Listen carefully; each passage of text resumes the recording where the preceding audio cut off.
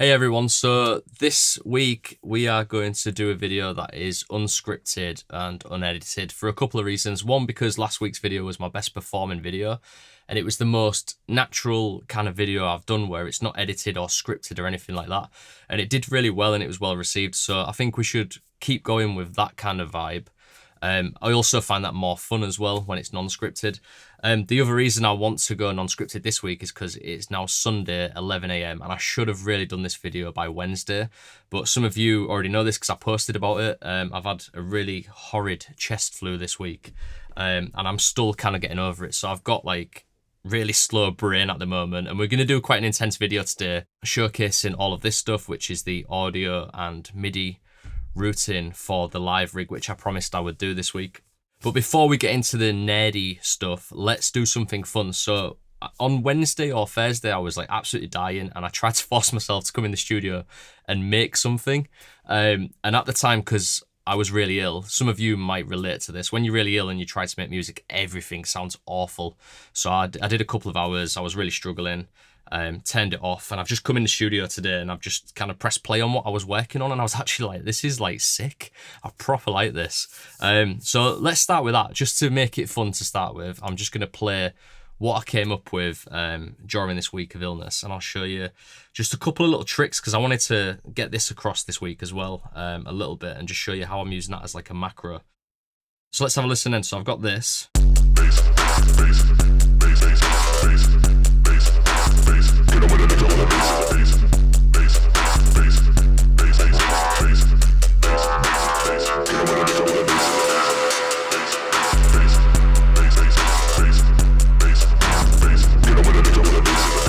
It's quite cool, like it's really bassy and distorted, and this is going on to what I was talking about last week with using raw. If I press play on that and just stop it, bring this up, you can see that on the Digitakt, what I'm doing is I'm increasing the peak there, which is like self-resonating all of the feedback and everything through the filter. And you can see I've got some LFO automation going on from the Digitakts there. But if I just mute everything, just play the music, you can hear that I can take the kick out. Do this like really nice woobby kind of like dubstep bass music stuff where you're like, it's really performative.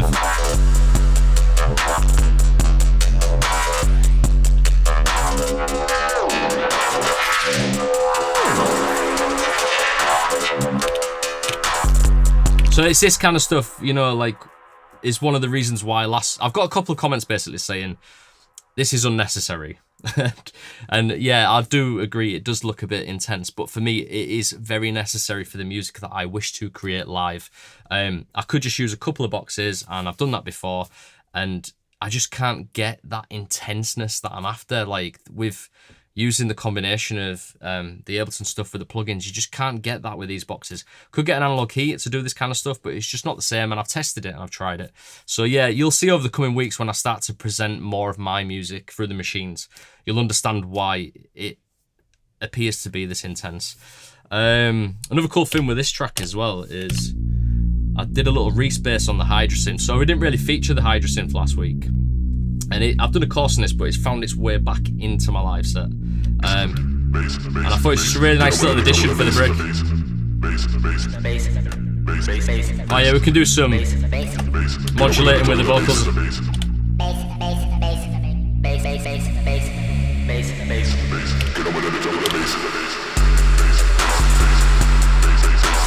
I think we had a bit of a Typhon in there as well, so let's have a listen to that, see what that sounds like.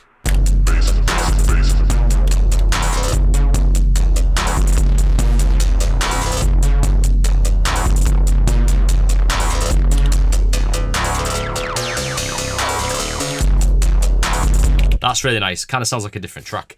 Anyway, let's not get carried away. I'm very itching to actually just keep going with this and playing it. And I will do some videos soon where I'm messing around with these machines, and maybe we'll do some track building sessions where I build something from scratch to show you how I work all this with all the MIDI routing and stuff.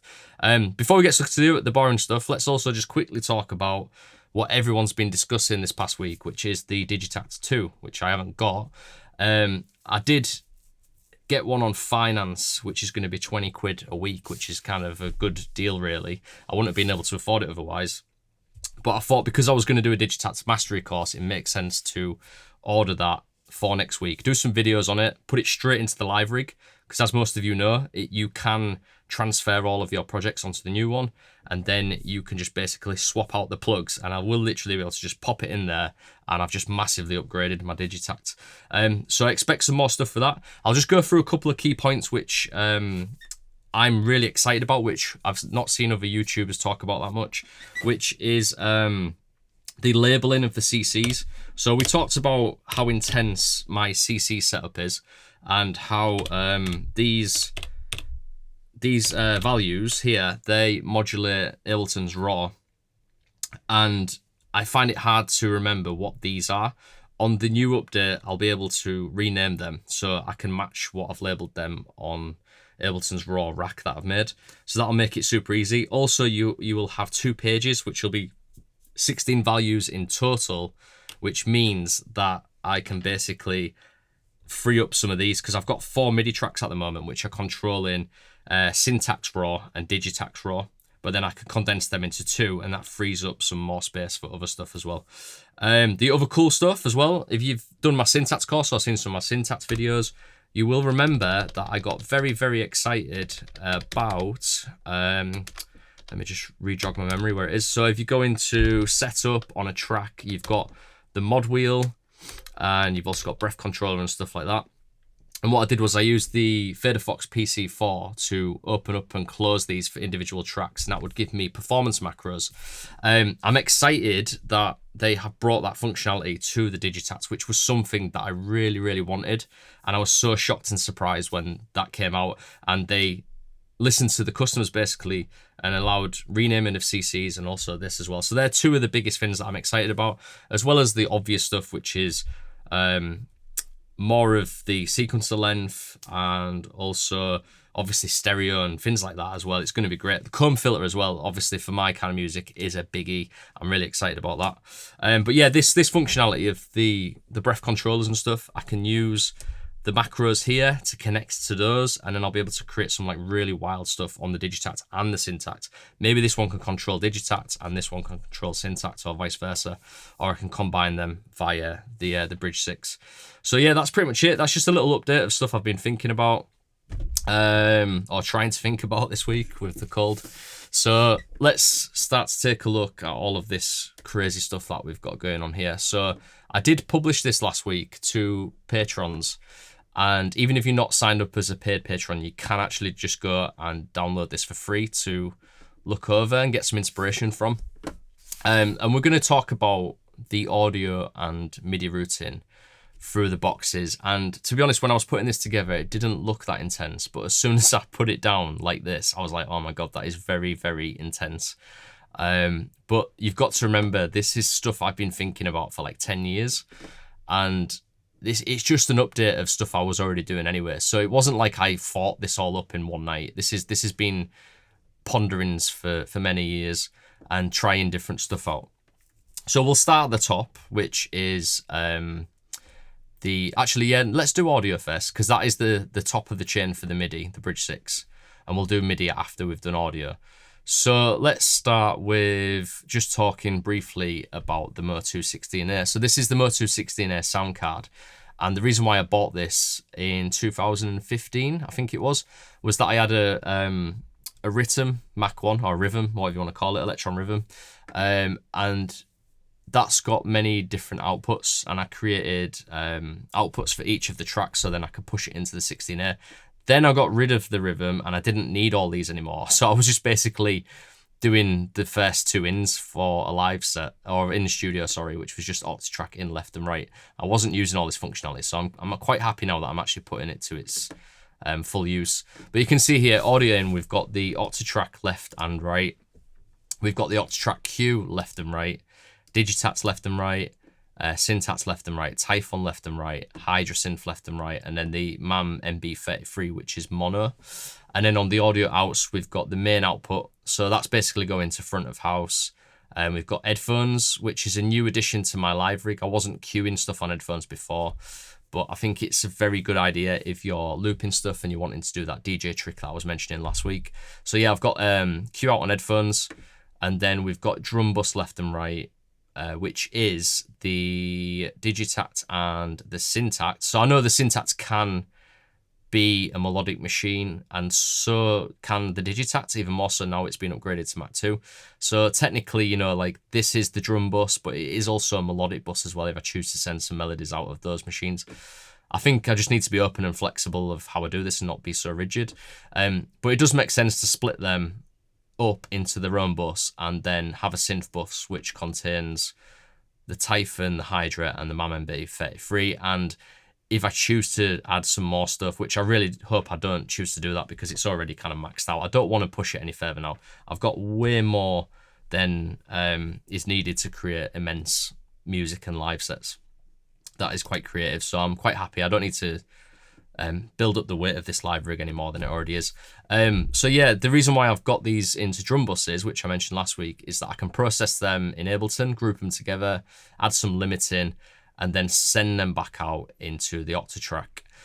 And then same with the synth bus as well. And then the Syntakt input left and right. That's basically so I can reroute, not through Ableton, but so basically I can reroute directly the Digitakt into the Syntakt as an option. And I'll talk about this in a bit. So it's an option where I can basically send the audio into the Syntakt. And by the way, this is always going into the Syntakt. So Digitakt goes into the Syntakt inputs just on the back here, and then it enables me to use the effects bus to distort the Digitakt along with what's going on with the Syntakt. Obviously with the Digitakt 2, it's got the overdrive, so I'll be able to overdrive the Digitakt, then send it into the Syntakt, overdrive it there, then send it into RAW. And again, I'm probably going to get some comments saying it's just ridiculous, why would you need to do that? But if you listen to my music that's out under drum, on Spotify, you'll understand why I need so much distortion, because it's just a big part of the punk electro sound. So yeah, we've got that going on, and let's just quickly look at Ableton to see how that looks again, to refresh our memory. So you can see here, Syntakt's there, Digitakt, they have got their own kind of like identical processing things. So I won't go into this too much because I covered it last week, and we'll go into it deeper as we go through this series. But you can see we've got like raw 1. I've also got a second raw, which is getting utilized on the Digitakt at the moment, which is there. And again, it's just so this can do all the legwork with the modulation, and then we can just sweeten it up and kind of glue it all together again using a second raw, which is usually going to have like lighter distortion. So you can see we're using soft distortion there. The tune is just there so I can basically tune long kick drums and stuff like that, because the tuning I've noticed on the Digitakt Syntakt especially, if you tune a kick drum, it's not always dead on where it needs to be, and I just use this as a reference. Pro Q, which is just EQ, and that changes as I go through my set, which I discussed using Max for Live. Again, go into that deeper later on. And then we've got the outputs. This is just that I can basically save the gain as an output, which then goes into standard clip. So a standard clip, again, just takes Syntakt Digitakt, puts it together, glues it. Not really glues it, but just clips off the top end. Again, we talked about this many times. Some people say that I'm over the top using clipping, but for my type of music, especially what I'm making now, it's pretty reasonable to use a clipper. If I was making my old melodic techno stuff, or even techno, I probably wouldn't clip so hard, but it's just part of the sound that I'm going for. Same with the Sims, won't go into it too much, but it's a similar sort of setup. I'm still working on this as we go through this series over the coming weeks. So things will change and things will get added, and I will sweeten the EQs and the side chains and stuff, what we've got going on there. Also, side chaining as well. I was thinking with my synth bus, it's great because I've got a side chainer. But then what about if I've got, you know, stuff within the Syntakt and Digitakt? And I kind of have workarounds for this, but I'm just really happy that the Digitakt now has a compressor which can be sidechained to an individual track, and they've kind of worked that around so it works a lot better. And you can choose which tracks you want to be sidechained as well. So that's good. And that gives me a bit more control in the hardware before it hits Ableton. Anyway, so let's not go into that too much. So basically, yeah, these come out of there. Let's go back to the diagram. And let's just take a look. Maybe we'll start with the Octatrack then. Should we actually? No, maybe we should start with the Digitakt and my flu brain's come back. Right, basically what we should do to make this easier to work out is we should look at the signal chain from its beginnings to the end. That would probably be best because that's what I plan to do with the MIDI. So you can see here, these two devices, the Syntakt and soon to be the Digitakt 2, are my main devices really for sound creation, as well as the synths as well. But these are my main starting points. And obviously I'm running MIDI from the Digitakt to the synth. So it's kind of the starting point for me is these two machines here. So you can see they go into the audio in, which I mentioned earlier, and then they get routed into that Ableton synth bus, and then they come back out. So where we're at now is we need to talk about the outputs. So let's look at the drum bus and the synth bus. So imagine like, normally I would send, and I've seen other guys doing this as well, you'd send your Syntakt and your Digitakt either into each other, and then you would send it into the Octatrack, or you'd do like Syntakt on input A and B on the Octatrack, and Digitakt input A and B on the Octatrack as well. Sorry, B, C and D. But what I'm doing is I'm actually having Ableton between that routing to add all that processing and stuff. So if we go to drum bus and synth bus, you can see they come out. Let's just start with the drum bus. Drum bus comes out and it goes into inputs A and B on the Octatrack, which is on track 1. And then with the synths, let's just go back a little bit. So you can see the Hydrasynth there, and then we've got the Typhon and the MAM MB33. They all come in down here. They get processed in Ableton. I should have really put a diagram of Ableton there just to make it easier to see. And then they all come out on the synth bus once they've been processed, and they go into inputs C and D. So it's pretty straightforward. I mean, it looks intense, but it's really not. The goal is to just take everything separate and process it and then group it all together in its respective buses. Because as you know, Octatrack's only got 4 inputs, and I do want stereo, so I've only really got 2 inputs, which is why I broke it down into a drum bus and a synth bus. So yeah, once that comes into the Octatrack, then what we've got is the outputs. So with the outputs, you can see we've got audio out left and right, which is my main outputs, and that is tracks 1 to 7. And I call these the live tracks, because the live tracks contain the drum bus, which is on 1, the synth bus, which is on 7. Don't ask me why I do it that way, I've just always had them there. And then the tracks in between are just stereo samplers, or whatever I want to use them for. Maybe I want to use them for neighbor tracks as well, to like heavily process the drum bus and add some comb filtering, some other random stuff. So yeah, basically they're getting used for stereo sampling and stuff like that. And then track 8, as you was aware from last week, is my recorder track. So that's basically where I record a loop, and we'll do a full video on that, and I'll show you how to set that up on your own Octatracks. But yeah, basically I just record a live loop of all of these tracks, and that gets looped on there, but it's not audible because it's actually going out on Q left and Q right. Let's just jump to the hardware actually, and I will show you on the Octatrack what that looks like. So you can see on here, there you go, A, B inputs there for track 1. Track 7, inputs C and D. So that's the drums, that's the synth bus. And then these are just stereo samples in between. You can see on this track actually, let's just turn that off. You can see I'm using the neighbor track, which is what we just talked about. On the drums, you can see we've got, I'm not using the filtering actually, apart from when I do something like that with a bit of comb filtering as well, which I forgot about. So you can see there we've got comb filtering there, which is pitched differently. When I press this one, let's have some reverb.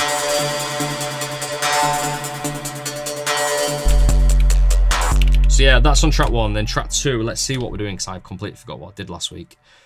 Nothing really on effects 1 and effects 2. Oh yes, I'm using the delay, but in a way that you can do this. Go to delay control, it means I can do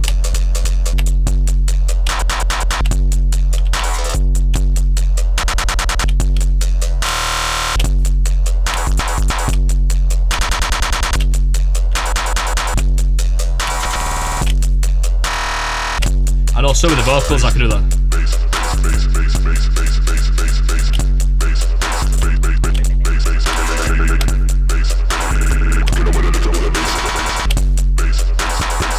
Which is super fun to do, obviously. We'll go into all these tricks later on as well. So yeah, basically we've got, sorry, there's coughing again.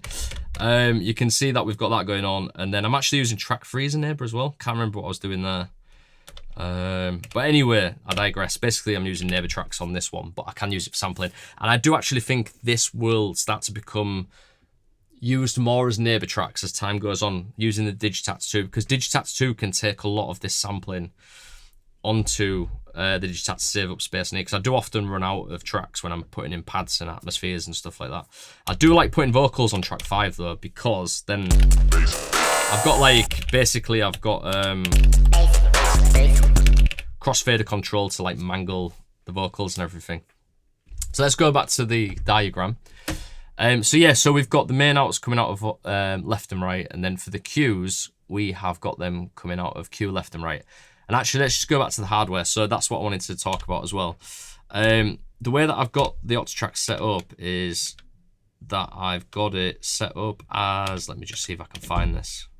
I don't go into these that often, so I forgot where it is. Personalized, maybe? No. Audio, there we go. So it's audio, and you can see track A, instead of having it as master, which most people do, I have it as normal, which means it's just the track. Then I can make it into a looper track. And then also you can see I've got Q config. I've got that set up as studio, and you'll notice that if we go to a track where most of you have just got one volume fader visible there, I've actually got two. So if I hold Q down, I can send volume into Q. So if I want to send track 1 out into outputs, the Q outs, then I can basically hold that down, turn it up, or I can turn the main one down. So it's really handy. I've basically got volumes for each of these for the separate outs. But you can see all of the tracks go out of the master at different levels. And then on track 8, you can see Q's all the way up, but the master's all the way down. So just doing a hard, basically a hard routing for tracks 1 to 7 to go one way and track 8 to go the other way. Let's just jump to Ableton, see what that looks like in Ableton, because these are going out, and you can see they're going back into the sound card. So you can see we've got Octatrack left and right, and then we've got Q left and right. So they come in to Ableton, and they come in here. So you can see I've got deck A and deck B, and that's essentially what I'm trying to create here, 2 decks. So you can see deck A has got the DJM mixer, which we discussed last week, and I showed you how that works. And I'll do a video maybe next week or the week after on how to set this up in the way that it really does mimic a DJM mixer with all the curves and everything. And also it gives you that functionality where you can turn right on the filter to high pass and turn left on the filter to low pass with one knob. B is exactly the same setup, but with B, what I've done is basically take the inputs from the Q. So you've got 1, 2 there, and then you've got the Qs coming in there. And that's it, and they just get routed to the master channel. The master channel could have some mastering effects on it, or I might send this into the auto boom, which I need to basically test and work out what I'm going to do. If I put mastering effects in here, it's going to eat up the CPU. If I use boom, it takes it out of the software, and it basically adds some of that extra analog saturation and drive, which I've already added a lot of, but it's always good to add a bit more. So yeah, let's just take a look at what that looks like. You can see that's main out and main output left and right. That's from Ableton left and right, and that will just go out to front of house and headphones to me. So that's pretty much it for how everything is routed. It on paper, when you look at it like this, it looks really complicated, but I feel like when I explain it like that, it's simple really. It's you just section stuff off. So you've got your drum bus, and then you've got your synth bus. So the synth bus for me is 3 synths, and the drum bus is these 2 boxes here, the Digitakt 2, which it will be soon, and the Syntakt. Then the Octatrack is basically my live sampler, performer, kind of a mixer. If you basically combine the Midifighter Twister with the Octatrack, then that would be classed as my DJ setup, so my performance mixer, those two together. Using the crossfader and also using the DJM stuff on here. And also using like the PC4 and these 2 down here, these Old Blood Noise Endeavors. Right, I just had to pause then to go for a drink break because my throat was killing. Yeah, so what we need to look at next then is the MIDI. So let's take a look at the MIDI now. and we'll cover USBs and stuff like that as well. So let's start with the top of the chain for the MIDI. We'll just talk about DIN 5 or whatever it's called MIDI first, the ports. So, you know, like the usual ports like these, where you've got MIDI in, MIDI out, etc. We'll talk about them first, and we'll cover USBs at the end. So you can see I've coloured these differently. Grey is USB, blue is MIDI. So let's talk about the Pirate Bridge 6, which is here. It's this unit here, which I'm really starting to love now that it's been updated. All the beta testing has kind of moved on a lot since it got updated to 2.0, and there's loads of features which I won't go into deeply just yet, but we will do a full video on this, like a deep dive on it and how to program it and stuff. So I won't go into fully what it does because we talked about that in the last video as well. But I'll just cover it quickly. So basically it's my set navigator. I can basically navigate through sets. I can use the Midifighter Twister to go through like this. And then that song that I've just been working on is called Dubby, but if I want to change it to another song, I can quickly dial it up without having to go through changing the patterns on the boxes. I know they all change at the same time as well. So basically I've got that, and then I've also got these going into it, which are the expression sliders, and then I can use this to filter the expression sliders or push them out into different MIDI CCs and multiple MIDI CCs as well. So I can control a lot of aspects of the live set using 2 controllers there. Really cool stuff. And then you've got the foot switches, which can send out stuff as well, and you can label and color code them as you like. It's really good stuff, and it goes a lot more intense and deeper than that. So yeah, basically MIDI out, if we look at the diagram, MIDI out comes into the Octatrack, and when you look at this you think, well, okay, so it just controls the Octatrack. It doesn't. It actually gets filtered through the boxes, and it goes to many different places. So it goes into the Octatrack. The Octatrack is picking up the MIDI from this, and then it's sending it out of the through port. So most of you'll know this anyway, but if you send MIDI into a machine, if you send something back out of the through, it basically daisy chains it. So it's like you're sending some MIDI into the machine, but you're also sending it out through the through as well. You're making a copy of it and sending it out. Through is not MIDI coming out of the Octatrack. That is what the output's for. An output won't filter the input out. So your input comes in, it goes out of there, doesn't go out of there. The output from the Octatrack goes out of the output only, not MIDI through. That's just basically a copy of the input. Anyway, so yeah, that goes out of the through, anything. So it basically gets picked up by the Octatrack, and I can control the Octatrack with this, but then it also gets copied and it gets sent out to the MIDI Merge 4. Now, this is where it starts to look a bit intense, but it's not that intense once I explain it. So basically, MIDI Merge 4, what it can do is it can take 4 inputs, and then it can basically put them all together as one output, and then it does 2 copies, output 1 and output 2. So you can see I'm basically sending a copy of the Pirate Bridge into this, and then that is getting outputted to the Digitakt and the Syntakt. And then also what we've got coming into these are some other things as well, which we'll talk about in a second.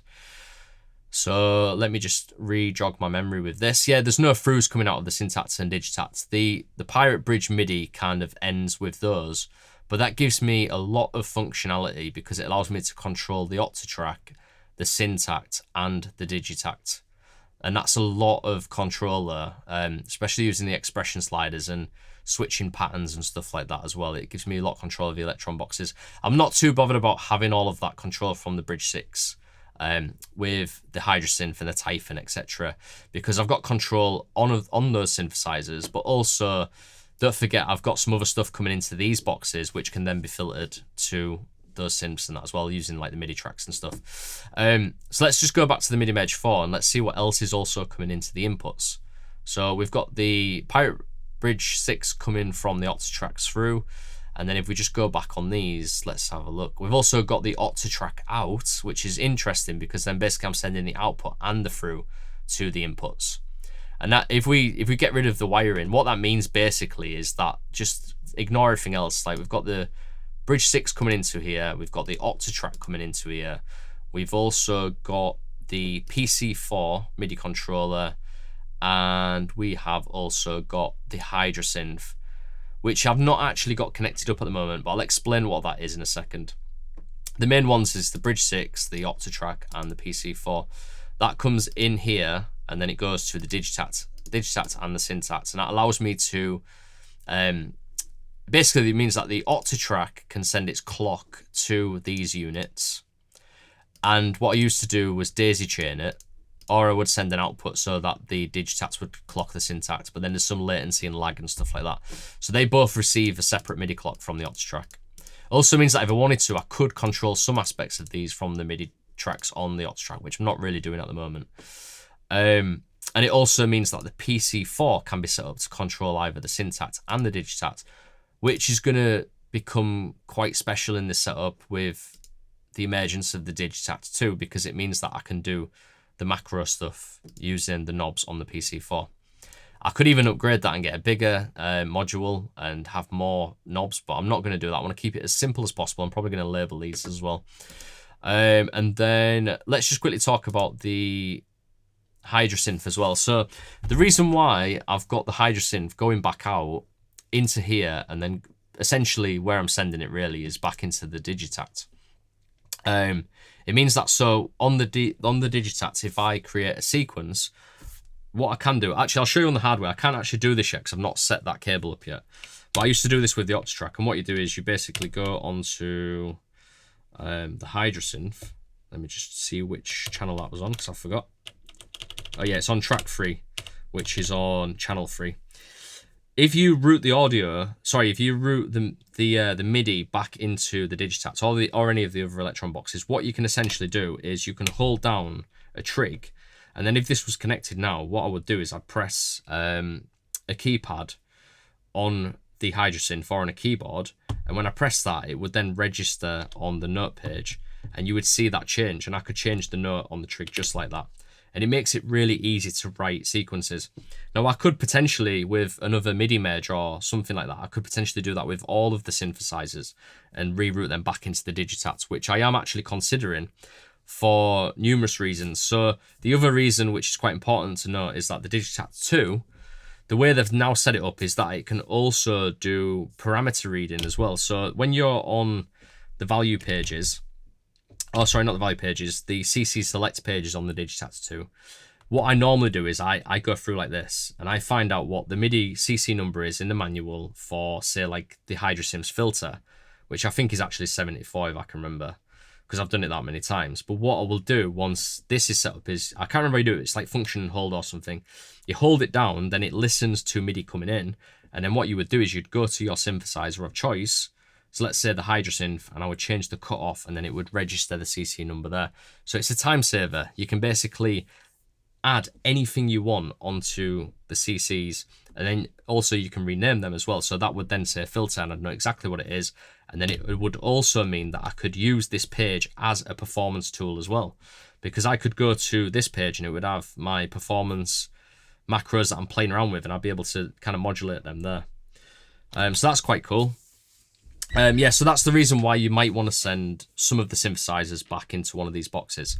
And that's only possible really using these Kenton merges, because it allows you to take multiple sources and send them out to boxes. And I might need one more if I'm going to do what I just said, but I'm going to leave it for now because it's more of a nice to have rather than a need. So I'll just leave it for now while I make these kind of tracks and live sets, and then I'll come back to that. So yeah, that's pretty much it for the MIDI merge. And then we've also got the Kenton through as well. So the Kenton through, what that does is it takes one input, but then it distributes it to up to 5 throughs. So it says through because you're basically creating a copy of the input 5 times. And let's see what I'm doing here. So you can see we've got the Syntakt here. Syntakt's taking all of that information out. And then you can see we've got the output. So this is not anything that's coming in. This is just basically Syntakt's output, MIDI output. Have I mixed these up? I think I've mixed these up. I've done this wrong, yeah. So I need to re-edit this actually, because I've done it wrong and I sent this out last week. I will send this out as another copy on Patreon.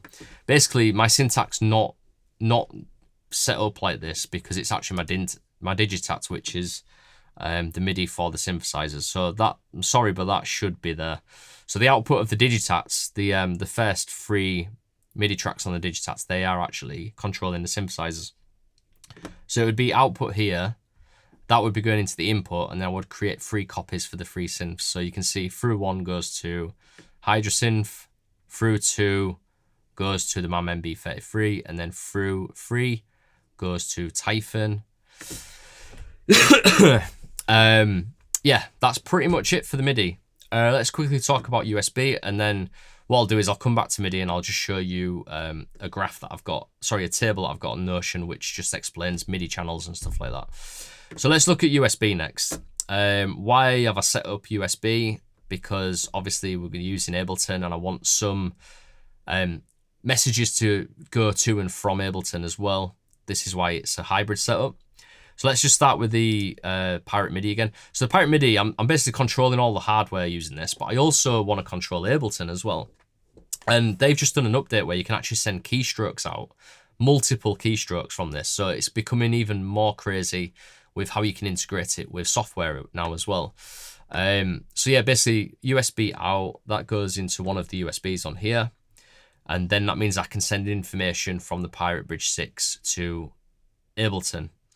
I can't remember if I'm actually sending anything out just yet, but I will be soon. So yeah, that's going into Ableton, and then also coming into here, we've also got the USB from the PC4 for 2 reasons. 1, to power it, and 2, so that I can, if I want to, I can send CC messages to Ableton. Not really necessary just yet. This is just going to be a hardware controller for now. But the Twister is going to be a controller for Ableton parameters, which I've already shown you. It basically does DJ controls, it does sends and returns, and also effects and filters, also the crossfader for the 2 tracks as well. Let me just quickly talk about that as well. If we go to Ableton, a little update I'll just show you from last week. I will cover this more, but a few of you commented because I said I would like a crossfader instead of 2 channel faders. I had basically a channel fader here and channel fader there. I've since updated this and changed it, so now I've got this one crossfader here. And if you look at Ableton, you can see when I turn the knob to the right, it basically brings up track 2. So I'm essentially mixing in deck B there. And then once I get to the midway point, both are playing at the same volume. But if I turn it to the right, it turns down deck A. So all the way to the right, I can just hear deck B. All the way to the left, I can just hear deck A. And then also if I press the button and it'll switch the decks like that, which is quite handy. Once you've created a loop, you don't want to go like that and have this weird crossover where you're playing the track twice once you get to the middle. What you want to do is you want to snap as quickly as you can, which is why I wanted a crossfader. But with this, I just press it and it switches over like that, like magic. Works so well. I've tested it, works really well. So yeah, I'm absolutely loving the Twister. With the right programming, it can work wonders. So basically that's going into Ableton as well. And I could filter some of them CC messages back out because, you know, I've got other boxes here connected via USB. As you can see, the Hydrasynth is connected by USB. The Digitakt and Syntakt is also USB. These play quite an important role though, because remember what I talked about before, I'm actually sending CC messages from these boxes to Ableton, which controls these parameters here. And it can also control other parameters as well. Like I've talked about this before, but basically I've got these global presets which change all of the parameters on the Ableton set. And they can be triggered via the Digitakt when I change pattern. Again, we'll go really deeply into all this later. But just a simplified version is that basically I'm allowing these boxes to also control Ableton. What else have I got going on? So yeah, Typhon is not connected to the computer. 1, because I don't need to, and 2, because connecting it to a computer, you get loads of like noise and static, and it's a pain in the ass. So, I mean, I'm using the USB on this, but it's using it to power it only, and not basically send audio over MIDI or anything like that. Same kind of thing with the Octatrack for a different reason. And basically, when I connect to USB to the computer, it's great for file transfer, like sending sample banks over and stuff, or backing the Octatrack up. But what it's bad for is leaving it in, because there's a weird glitch going on and I need to update the firmware. Basically, when you've got a USB plugged in, sometimes the Octatrack crashes when you're performing. So yeah, that's a no-go. So that's not connected to the computer. Don't need to connect the MAM MB33. I don't think it's even possible. Don't think there's a USB on the back, no. That's pretty much it. I think I've covered all of the USB stuff. Obviously, the 16 is connected to the computer through Thunderbolt. Let's move over to Notion. So a bit geeky, but I love Notion for planning and doing graphs and tables and planning courses and stuff like that. It's great. So yeah, on here you can see I've got this live hybrid setup notes, and this was just a place for me to put all the audio channel routed as a list. This was really helpful when I was actually wiring this in physically. And then we've got MIDI channels there as well. And I can access this on my mobile phone when I'm out at gigs if I need to replace any cables and stuff as well. So yeah, you can see it's all listed there. Don't really need to go into the audio routing, but it's just another way of looking at it. You can see what channel on the Motu it comes in and what channel it goes out. And I'll also show you Motu in a second as well, like how it looks on the matrix for setting this up digitally. And then the MIDI channels, you can see what MIDI channels I've got stuff on. So Typhon's on like channel 1. MAM MB33 on channel 2, Hydrasynth on channel 3, and then that's the Digitakt MIDI track that it's on. So it's MIDI A, MIDI B, MIDI C. Digitakt Automation, so this is basically what's controlling Ableton's RAW, is on channel 10, and that's on MIDI E, F, G, and H. That will change soon. That will just be like G and H, and then it frees these up for other things. 11, these ones I'm not using just yet, but I will do as time goes on. Ableton Global Preset Variations is on Digitakt Midi D, and that's basically to send a signal out for Ableton to change all the presets via Max for Live. Bridge 6 is on channel 13, because what I can actually do is I can actually send messages to the Bridge 6 as well via MIDI or USB. And there's loads of crazy stuff you can do there, which I haven't really touched upon yet, and I'm going to leave it until there is a need to do that because it starts to get intense. Midifighter Twister is pretty much on 14, unless I decide to change some of the outputs to be different CCs. If I want to control something on the Digitakt, what I can then do is change the CC number of a pot and basically send a different message out and it gets filtered through Ableton. Midifighter Twister system, I don't actually have a use case for this yet, but it's on 15. Just put it on that channel so it was out the way of the other ones. And then program change always is 16 for me. So if I want to receive any program change messages on the machines, it's on channel 16. Yeah, I think that's pretty much it for that. And then I think I've just labeled some stuff down there for my own reference when I was setting stuff up. Let's just take one last look at the Motu. And I also apologize, it's been very dry material list, but it was, when I put a poll out saying what do you want to know about next, this was high on the list. Right, let's have a look at this then. So this is just a visual representation of the Motu. So you can see I've labeled everything to make it easier for myself, because I'll be honest, it gets pretty intense once you go to the routing matrix. I've done a deep dive on the manual now after nearly 10 years of owning this thing, and now I finally understand this piece of gear because it is intense. Right, so yeah, inputs there. You can see I've got different inputs, different trim amounts. Gain staging, that's going to have to be its own talk as well as like MIDI clock and all that stuff. We'll go over that in a future episode. But you can see the gain stages are different depending on what box it is, because I wanted to get the right gain stage for going into some of the plugins and stuff, just to get healthy signals. If I press play, see, it's pretty healthy signals on all of these. Yeah, pretty healthy signals there. And we'll talk about gain staging on like the Octatrack and the Syntakt and the Digitakt as well, and also sample gain staging.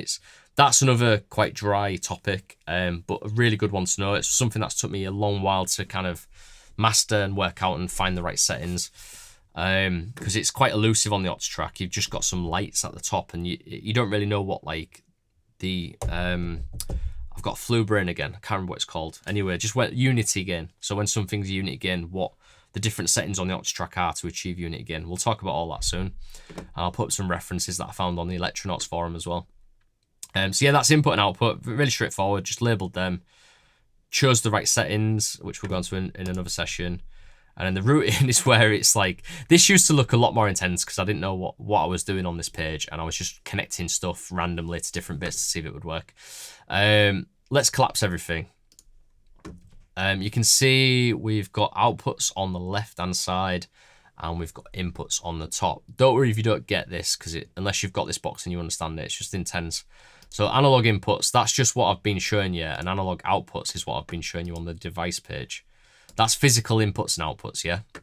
And you can send anything to or from those.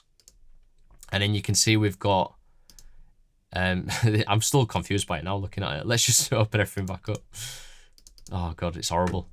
Yeah, you can see we've got from computer, and we've got from analog to the computer to the mix in and mix out. Mix is just this page here.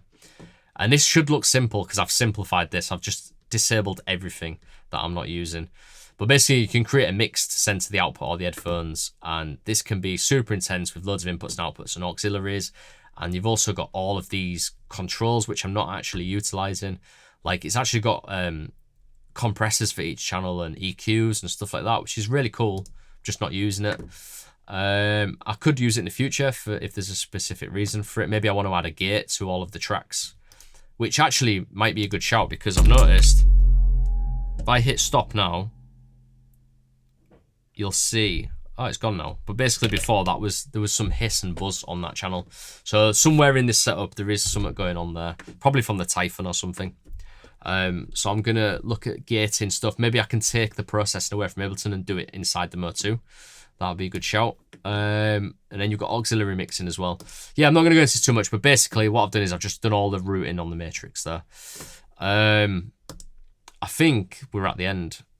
Thankfully, I'm knackered now. That's really tired me out. It's pretty boring stuff as well. Maybe just talk quickly about the expression. Yeah, you can see the expressions, green cables there going into the Flexi 1 and 2 on the Bridge 6. And then audio cables we've covered. It's pretty straightforward, left and right, white and red. I will update this and put it on Patreon because I have messed up there. I apologise. Won't make too much of a difference because the MIDI stuff, you can actually do that on there as well. Also for Patrons as well, I will keep these free because they're just diagrams and stuff. I will put them up as well. Some extra stuff if you want to look over that, like this kind of stuff. Maybe some screenshots as well of the Motu. Maybe some screenshots of live as well, so you can see where stuff's coming in and out. Also with live as well, just a little workflow tip. If you go to audio input and output config, you can really speed things up for yourself and just make things easier if you disable any mono inputs or stereo and stuff that you're not using. So you either want to choose stereo or mono, and then you can label them. So just like left and right 1 and 2, Octa main, Octa Q, blah, blah, blah. Then when you're going to set up a new template, you know, you just put in an audio track and whatever you want, you can basically go external in and it's all listed. So I don't have to reference my other sheets or anything like that. It's really easy. Just one last quick chat on latency. I'm not going to go into it too much how I'm doing all this. That should have been on external sync actually. So I have got a bit of latency going on without that on. But I just want to quickly talk about Overbridge because this came up quite a lot in the comments last week. And a few people was asking, why am I not using Overbridge? It's going to be a lot easier. I think after showing you everything I've just shown you, it might become a little bit more clear without me explaining this. But because I've got so much input and output going on, routing stuff out and back in again, it just makes sense to use like physical analog inputs and outputs. Because I'm going in and out of Ableton, it's going to get a bit confusing using Overbridge. That's one reason. The other reason is that I don't fully trust Overbridge as much as I want to. Just because when I've used it in studio sessions, it has crashed Ableton a few times. Now, the other option is to obviously use Overbridge externally using the external app. Also using some of the settings, I think you can do in, let me just go on here. Audio MIDI setup. Like in here, you can do loads of stuff on Apple Macs, for example, and you can like reroute stuff in there. There's also apps like Omnibus as well, which is quite good. I'm not really using that at the moment, but there is ways that you can route stuff, just like I was doing with the Motu matrix. You can find solutions, but I just feel like Motu is really solid. It's really served me well. I have played gigs with it with previous projects. The latency is super low, especially if I get a newer model of the Motu eventually as well. I think like with the update of technology, like remember the one I've got is 9 to 10 years old or whatever. The speeds are getting faster as well. I could probably get like a better sound card in the future that will have even lower latency. But it's just a more solid solution for me. I think I'm going to stick with it. Overbridge like can add some extra latency in CPU. My main things that I'm trying to do with this setup is lower CPU as much as possible, lower latency as much as possible. So by doing that, you want to put as much legwork on the machines as possible, and that's including the sound card as well, and have Ableton doing as less as possible. which I've kind of done it. It looks extreme. I know I've got like multiple instances of raw, but it hardly uses any CPU, and it also doesn't add any sample latency. Everything I've used in this set so far adds no latency. Anyway, I'm getting a bit carried away with that. So let's do that in another session if you want me to do that. Let me know in the comments below what you want me to cover next. I'll put up another poll again as well, just to get some ideas. I've got loads of stuff that we can talk about, but it just depends what you want me to talk about next. And hopefully next week as well, I'll be a little bit more switched on. I won't have flu brain, and I'll be a little bit more on it. So yeah, let's cover that next week. Some other stuff next week, and yeah, I'll see you next week.